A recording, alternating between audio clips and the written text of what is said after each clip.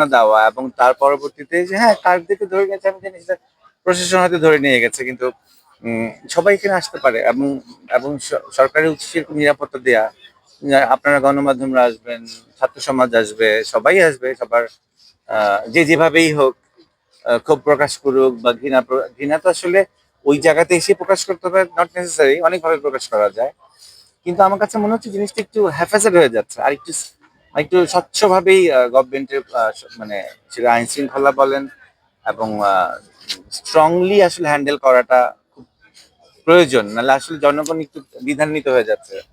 মানে মানুষের যে মোটিভটা ছিল 2024-এর 5th অগাস্টে, সেখান থেকে মানুষ একটু স্ক্যাটার্ড হয়ে গেছে এবং এটার জন্য গভর্নমেন্ট অনেকটাই দায়ী, সোশ্যাল মিডিয়া দায়ী, এবং আপনাদেরও অনেক ভূমিকা আছে। আপনারাও এক একটা নিউজ 10 বার বিভিন্নভাবে ভেঙে ভেঙে দেখেন, সো একটা কন্টেন্ট, একটা স্টেটমেন্ট বিভিন্নভাবে বিভিন্ন জায়গায় পৌঁছায়।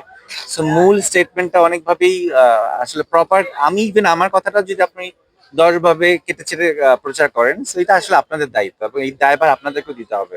আগেও দিয়েছেন, এখনো দিচ্ছেন, পরবর্তী দিতে হবে। সো ওই জায়গাটা একটু সচেতন ভাবে, এবং আমি কি বলছি আমি সেটা জেনেই বলছি কিনা বা বুঝে বলছি কিনা, এটা আমারও একটা দায়িত্বের মধ্যে পড়ে। যাই হোক, আমি মনে করি যে 32 নম্বরটা এমন ভাবে প্রতিষ্ঠা করা হয়েছে, যেমন আমরা দেখেছি যখন ক্ষমতা ছিল ব্যারিকেড দিয়ে রেখেছে, কেউ যেতে পারতো না, মানুষ হেঁটে যেতে হতো। এটা কেন হবে? মানে এই যে ভীতিকর একটা অবস্থা, এই যে একটা হারানোর ভয়, তো আসলে উপরে ইশারা থাকলে তো কেউ কেউ কিছু ধরে রাখতে পারে না।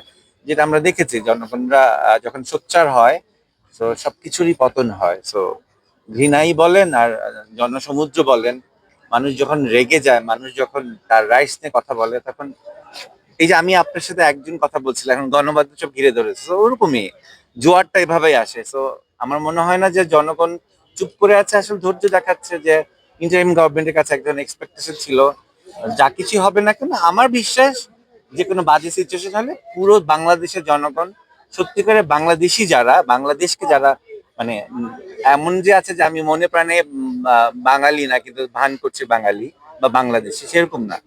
ওই জনগণ এখনো আসলে অপেক্ষা করছে, সিচুয়েশন খারাপ হলে আবার রাস্তায় নামবে, এই বিশ্বাসটা আমার অন্তত আছে। ধন্যবাদ সবাইকে। আহ, সময়ের সাথে সাথে এটা খুবই দুঃখজনক, এটা আসলে গভর্নমেন্টের এক ধরনের ব্যর্থতা।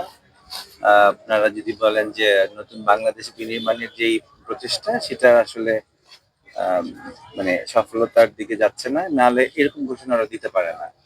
তো এই জায়গাটা জনগণের জায়গা, এই জায়গাটা বাংলাদেশের মানুষের জায়গা। তো এই যে একটা জায়গাকে বহু বছর কুক্ষিগত করে রাখা, যে 32 নাম্বারটা হচ্ছে গিয়ে তারা মিলিয়ে এর আশেপাশে এখানকার সিটি কর্পোরেশনে বলেন বা আশেপাশে আরো, তো এইভাবে ঘোষণা